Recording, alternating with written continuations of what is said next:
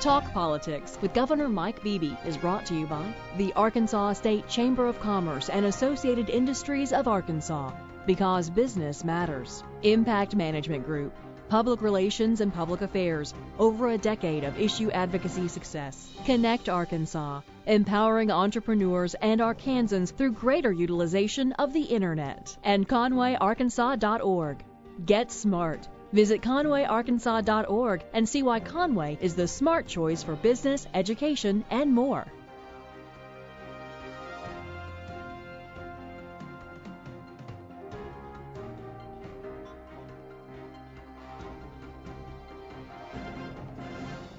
Kind of on the front page of the newspapers the last couple of days, and that is the Occupy Wall Street movement that has come to Arkansas. We've got a question from a reader here. Chad in Maumelle asks, do you think that this situation has been handled appropriately in Arkansas, and what do you think that the protesters are protesting about? Do you support them?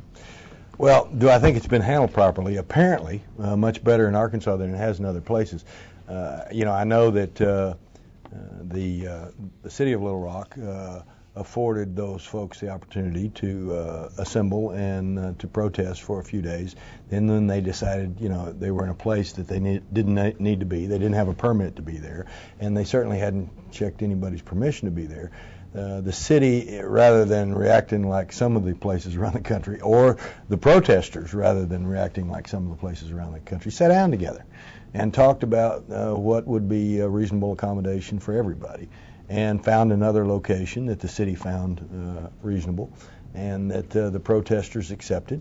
And as a result, freedom of assembly, freedom of petition for redress, which are all parts of the American fabric of the ability to be able to air grievances, that was honored, and so apparently they've now peaceably moved. Now, your second part of your question was, what are they protesting? From what I understand, they're protesting Wall Street. That's where it all began. They're protesting the activities of some of the folks in the financial community and some of the corporate leadership in the country that they believe caused or was one of the root causes of the recession. And they're protesting the activities of those associations or organizations that may have led to a lot of the unemployment and a lot of the problems that the country started facing in 2008, late 2007, and that have really continued to this point.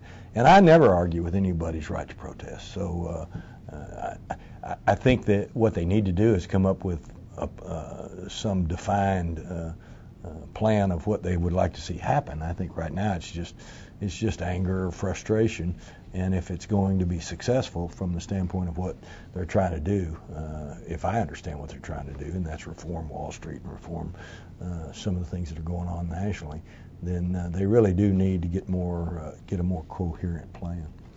All right, Kevin in Little Rock asked, there was a report out earlier this week that shows that the state may be as much as $25 billion in debt when you look at some of the different places where things come out here. What do you think we have a debt problem in the state of Arkansas? No, we're one of 4 states with a balanced budget without huge cuts, without cuts. What that report was, that's retirement systems, that's long-term bonded indebtedness. It's like a mortgage on your house. Are you in debt if you've got a mortgage? Well, technically you're in debt if you've got a mortgage on your house, but then the question is, do you have the monthly income to pay the monthly payments? All retirement systems, with teacher retirement systems, state employees, judges, state police, and not just in Arkansas but around the country, all retirement systems have what's called unfunded liabilities. That's where the bulk of that comes from, but that's normal operation in retirement systems. The good news in that report, if I understand the report correctly, is Arkansas is in the 14th best position in the nation. In other words, out of all the states in the nation with unfunded liabilities for retirement, for unemployment repayments, for bonded indebtedness, for payment for highways or things like that, that Arkansas is the 14th best state with the 14th best position on debt in the whole country. It's a pretty good report. You'll take that? You bet. Well, I'd rather be first, but it's certainly better being 14th best than 14th worst. I got you. All right, Josh and Benton asks, you're not going to push forward on health care exchanges. Right. You've said that without legislative buy-in. Right. You don't have legislative buy-in, Right. Yet your insurance commissioner and your surgeon general continue to tout exchanges. They're spending money to try to implement them. Well, they're not spending any state money. And apparently we're not applying for additional federal money on exchanges. What we've done and what the Surgeon General has done and what the insurance commissioner has done is a recognition that whether Washington runs it or whether Arkansas runs it, currently, unless the laws change, we're apparently going to have it. So somebody ought to be planning for it. I've made my position very clear. I'd rather Arkansas control it than Washington, but we've got folks that don't see it that way. The irony here is the folks that don't want to have Arkansas plan the exchanges said, look, this health care stuff's going to be overturned in the courts. Or conversely, if it's not overturned in the courts, the Congress is going to change it. And they may be right. So what we did with a proposal last time in the legislative session, we said, look, let's put a clause in the legislation that says we'd rather Arkansas run the exchange rather than Washington. We don't like what Washington does. But if you're really worried about that, let's put a clause in there that says all this goes away. It's all null and void if either the courts overturn it or if Congress overturns it. Mm-hmm. So that the protections are in there so that the people that don't want the exchanges and the reason they're saying let's wait and see, their concerns were addressed specifically. Apparently it still didn't satisfy folks. My bottom line is this. I don't want to do things unilaterally. This is a democracy, and the legislature is an important part of that. And I wanted legislative cooperation or buy-in before I wanted to proceed down that road. But I've made it very clear that I'd rather Arkansas run its own business rather than Washington run it. And under the federal law, unless it's changed or unless it's overturned, if we don't do it, then Washington's going to do it for us, and that's apparently the posture we're in. Well, the question here is why not call them off, though? Why not call? Because they still have to plan for. They still have to educate the public about all this stuff. Whether Washington runs it or whether we run it, we don't have the luxury of being able to say we're just going to ignore federal law. We can't do that. We've had governors in the past that tried to do that, and you saw what happened to them. I remember that. I was not born yet, but I have read about it. Well, now, wait a minute. I'm not that old. Okay. All right. Some favorable job announcements this past week, coupled with... last couple of weeks. Last couple of weeks. Coupled with consumer confidence remaining. This is a man who has obviously gotten some high approval ratings in a poll today. Coupled with some consumer confidence is remaining low. Jobs are perhaps the most important thing to restoring the economy. Yes. Where do you stand in your search for a new director of the Arkansas Economic Development Commission? Any chance you keep your interim director as permanent? I hope not. The interim director would be a wonderful permanent director. I have huge confidence in Grant Tennille, and he's over there as the interim director, and apparently they love him over there, and the staff. They get along very well and they work well together. I really do need him back. He does a great job in the governor's office as one of our 2 deputy chiefs of staff. He takes a lot of burden off of Morrill, and he's just a good sound thinker and a good manager. I wish I had 2 of him, then I could spare one of him. So in terms of long-term solution, that's not my preference. It may end up that way from just lack of ability to do anything else. But my preference is that he be the interim until we find a replacement for Maria, which in and of itself is going to be highly difficult because Maria was so unique. Where are we in the search process? We're looking. We're talking. We've talked to some folks. Unfortunately, some of the folks that we were really interested in and would really like to have make a lot more money than what we can afford to pay. A lot of them are national or international in terms of their current positions. That was the beauty of Maria. I shamed her into coming back. She was making a lot more money with Kissinger McClarty in the private sector. But I told her she owed it to the people of Arkansas, because if it wasn't for the people of Arkansas and giving her the chance to to start her economic development career here at the old AIDC, she'd have never had those chances to be in the Clinton administration and to be in the private sector with Henry Kissinger and Mac McLarty, and she never would have made all that money. And so she owed it back to the people of Arkansas to come back and use her expertise, even at less money. And it worked. And she was that kind of wonderful person. She gave up significant salary to come back and pay back the people who gave her a chance at the American dream. And for somebody who was from the Philippines, it's a great American success story and an American give back story. So far, I've not had any luck with that same argument with some other people, but we're continuing to look. We don't have any individual currently selected, but we're looking, and our standards are pretty high. You want to tell me who's turned you down? Nope. Well, thanks. You're welcome. All right, let's go to Michelle in Fort Smith. This is the week of a flotilla to note the 40th anniversary of the Arkansas River Waterway. Yeah. Would be interested to know what your office is doing to help the Corps find money to deepen the entire channel to 12 feet, since that's one of the main goals of this river group in raising awareness. It is a main goal. We can increase economic activity if the channel is 12 feet all the way through rather than 9, although we have some indication there's 12 feet in Arkansas now, that a lot of the 9 foot is in Oklahoma apparently. But what are we doing to help the Corps find money? We're urging responsible spending on the federal level. The Corps is a federal agency, and if she's asking whether or not we're going to spend state tax dollars and send it to the Corps, the answer is no. No, we're not. We don't have the state tax dollars to send to the federal government to do the job that the Corps has to do. And you know the federal government's broke. So I don't have a specific answer as to where the Corps is going to get the money to deepen it. I do know this. It's important, I think, for further economic development if we can get all that done. And we'll certainly urge our congressional delegation to look with favor. I got a couple of political questions for you here. This one is from Paul via Twitter. I believe he's from Jonesboro. Mm-hmm. How do you combat the growing idea that Democrats in Arkansas enable the policies of Democrats in Washington, D.C.?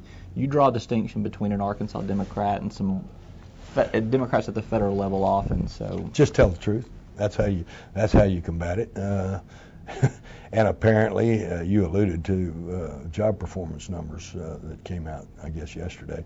Apparently, most Arkansans already get it. Arkansans are pretty smart, and they're politically sophisticated enough to know that who to trust and who not to trust. Now, that doesn't mean that they don't get fooled sometimes. We all get fooled sometimes. The best way to answer that, and the best way to draw that distinction, is just tell people the truth. Look at what Arkansas Democrats' policies are. Look what we've done. Look what I do, and draw whatever distinctions you want to draw. What has happened politically is that for pure political purposes, and both parties do this. Democrats aren't immune from engaging in this policy too. But on this specific issue, the Republicans have done a really good job of trying to politically paint any and all Arkansas Democrats with unpopular Democratic president in Washington and with some unpopular Democratic congressional leaders. They always talk about Nancy Pelosi and those folks. And, it's a good political tactic because to some extent it works in some circles. But most Arkansans don't associate me with that, or you wouldn't see the numbers that you were talking about. And most Arkansans don't see that with their state representatives and their state senators, or else they wouldn't be continuing to elect them. Because if you just look at the pure poll numbers on popularity of Barack Obama or popularity of Nancy Pelosi or the Congress, they wouldn't elect any Democrats if they bought into the idea that they're all the same. Republicans aren't all the same. Democrats aren't all the same. Arkansans are an independent bunch, and we see this all the time. They'll vote for the person. Now, if they don't know you, if they don't know the person, then they'll default to the R or the D, depending upon what their personal preferences may be on party affiliation, and certainly on national party affiliation. But Arkansans demand to know their politicians. One of the reasons so many Arkansans, whether it's Huckabee or Clinton or Bumpers, have done well nationally, is that they relate well to people. And even though they can't meet everybody, they relate well because Arkansans have made them that way. Arkansans don't elect folks to begin with, particularly a statewide office, if they don't feel some connection. And so the Arkansas politicians, particularly statewide ones, have been notoriously good at retail politics. And whether it's Bill Clinton or Mike Huckabee or Dale Bumpers or David Pryor, there was a feeling that there was a connection between the majority of the voters and that elected official. And if Arkansans don't feel that, they won't elect you. We've got a couple of questions staying in this political vein here about do you support Obama for re-election in 2012? What do you see happening with the Republican presidential field? And just, I mean, you've been in politics for a long time, so what's your feel on Obama's influence in Arkansas next year in the elections? What your personal support? Or how does that work? I think you'd have to be living in a cave not to believe that Obama doesn't stand a lot of chance of winning Arkansas. All the numbers I've seen, not just the more recent ones, but for the last couple of years, and going all the way back to the election, show that he's got about a 30, 31, 32% approval rating with very high negatives. And if you remember, Roby, if my memory serves me correctly, only Oklahoma gave McCain a higher percentage than Arkansas. Arkansas was the second worst state in the nation percentage-wise in votes, as I recall, for Obama. So I don't think he's going to carry Arkansas. I'm probably going to vote for him. It depends on I assume he's going to be the Democratic nominee. But you ask about the Republican field. That changes. The leader changes, it seems to me, every month. For a while, Bachmann was the flavor of the day or flavor of the month and was the most popular. Then Perry hit the scene and really skyrocketed up to the front. Now apparently Kane has done the same thing. The one constant that I've noted in all of this is Romney.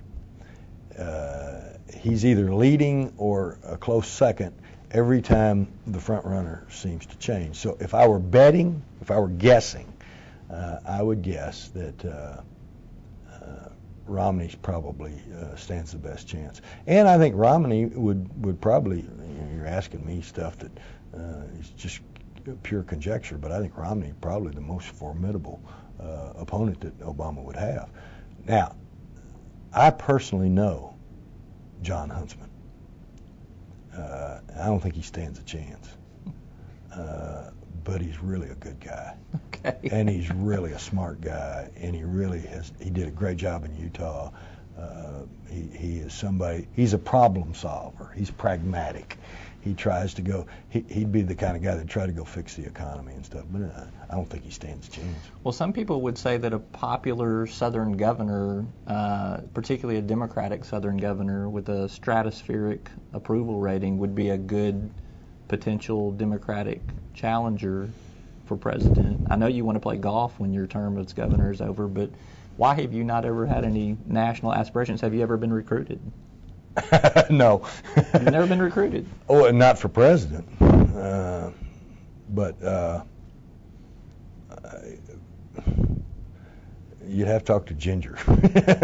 I mean, I know good people. I don't want to be a hypocrite. We need folks to take those challenges up. We need folks to run.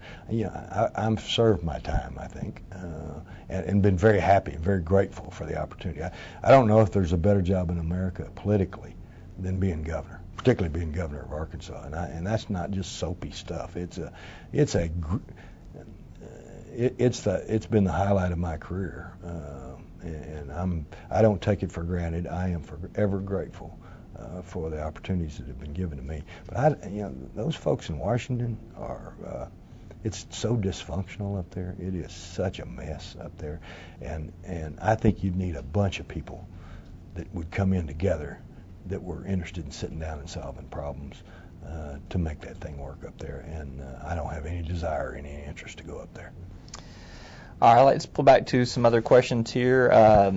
This one's from Robbie via Twitter as well. New business groups formed to oppose Sheffield Nelson's effort to raise the severance tax on natural gas. Yeah. Which side of this issue do you side with? Well, I kind of, it's one of those deals where it may be what's wrong with Washington. We raised the severance tax from nothing. The severance tax was on natural gas was about $600,000 a year. And with all the new shale activity, it wasn't going to increase much over the $600,000 a year, even with all that new activity. In fact, I think that's about what it was with some of the new activity. And we raised it to projections of $100 million a year. So from $600,000 in tax receipts on severance tax on natural gas to $100 million but now that was based on $8 gas. And at the time, half that. And at the time, gas was at $13, so everybody thought it'd come back down. But now it's been down to around, I think it was $3.70, I think, the other day. But it's been hovering around $4, $4.20, $4.30. So we've really realized about half of that $100 million rather than the $100 million. But going from $600,000 to $50 million, for example, annually, particularly to help pay for roads or things like that, was a major change, especially since they've been trying to get that done for 50 years and nobody could get it done, and especially since it took a 3/4 vote of the people. 3/4 vote of the legislature if the legislature did it. That was the fight I fought, and that's kind of where I am. I've not gotten involved one way or the other. I certainly believe the people ought to have a right to vote on it, so I think it's good to have the people vote, but I'm not going to get out there one way or the other to support it or to combat it. Obviously, I'll go vote. I may indeed vote for it. All right. James Marples, your friend that used to call in all the time. We got an email from him, so he's a regular. Yeah. The U.S. Postal Service announced huge cutbacks of employees and planned closures of many post office buildings, some in Arkansas towns. Do you anticipate that this will adversely affect the survival of those places? Well, certainly in some of the very small communities, that post office is something people have come to rely on, and it'll hurt some of them. But you got to realize, everybody wants a balanced budget on the federal level. They don't have to worry about it because we're going to do it in Arkansas. But on the federal level, everybody wants it. I say everybody. The issue has been fiscal restraint, fiscal responsibility, and that means something. I mean, when they make the cuts, it really does mean something. And so there are actual cuts that do adversely affect communities or adversely affect people. But you can't have it both ways. If you're going to have cuts, if you're going to balance budget, they're going. Now, I know the post office is now a quote independent thing. However, having said that, the national policies do reflect it. And we've got a change in the way people communicate. It's evidenced by what's going on right here. People are communicating electronically a lot more than they used to by what we call snail mail. Well, the sheer volume changes a lot of that. So the times change, and people change with it. I got a couple of state employee questions here. This first one is from Pat Holly. I'm not sure which way that is designed there. When will state employees know the percentage amount that will be calculated based on their yearly performance evaluations of 2011? I don't know the answer to that.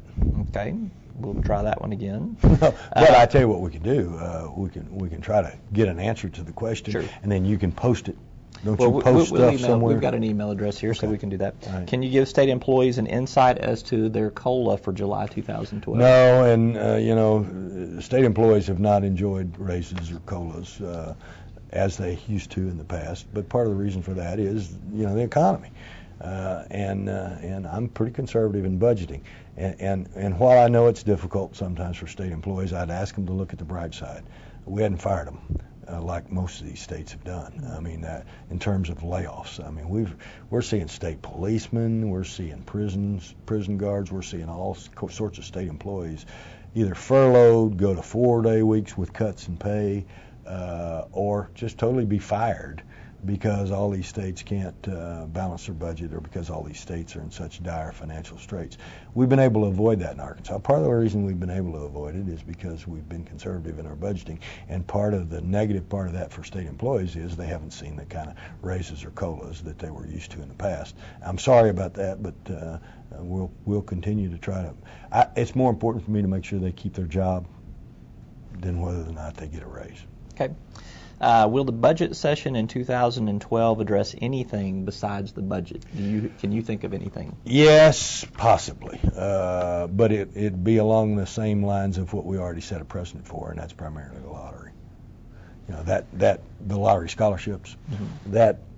that was always contemplated to have to require some degree of an annual look at, like a budget, because it's new and because of the volatility. And that's the only thing we considered in the last fiscal session, other than just the appropriation bills. That's a possibility. There's nothing in concrete about any of that. But if you're asking, is there anything I foresee that's possible, just like we did in the first fiscal session, that'd be about the only thing I would contemplate. Either at my office or the legislature would probably, the majority of the legislature would probably be amenable to. I think the legislature kept faith, and I think they still want to keep faith with the people that said, look, if we give you the right to have annual sessions for budgets, keep it at that. Don't expand it. Don't make it something. Don't go into a full-time legislature. Don't expand it to things that we didn't intend for you to expand it to. And, you know, most of the legislature is pretty good about listening to people. Some of them aren't, but most of them are. You mentioned the lottery here, and this will be our last question here. There's been a lot of turmoil at the state lottery with the turnover over there. Are you involved in trying to help that process sort out? Are you offering any direction? Are there some things that you want to see specifically addressed with new leadership? Yeah, I'd like to see specifically addressed much lower salaries. Other state lottery directors and other state lottery executive personnel are run with salary levels that weren't as high as what they were paying before to the previous folks. Now, I understand that was a startup, and that was important, and there was some premium paid in order to get it started and get it started efficiently, and they apparently did a really good job of that. That would be something I would be interested in. But in terms of being directly involved in trying to locate new executive personnel, that's the commission's job. I'm available if they want to visit with me, and if I see something that or get advance notice of something I think that requires me to comment, I'll be glad to comment to the individual members, or if necessary, even publicly. So far that hadn't occurred, and so far it hadn't needed to occur. All right, our guest has been Governor Mike Beebe. He's been answering your questions for the last half hour. Governor, we appreciate you very much doing this. Good to see you. Thank you for tuning in for this latest edition of Talk Politics. We'll see you next time.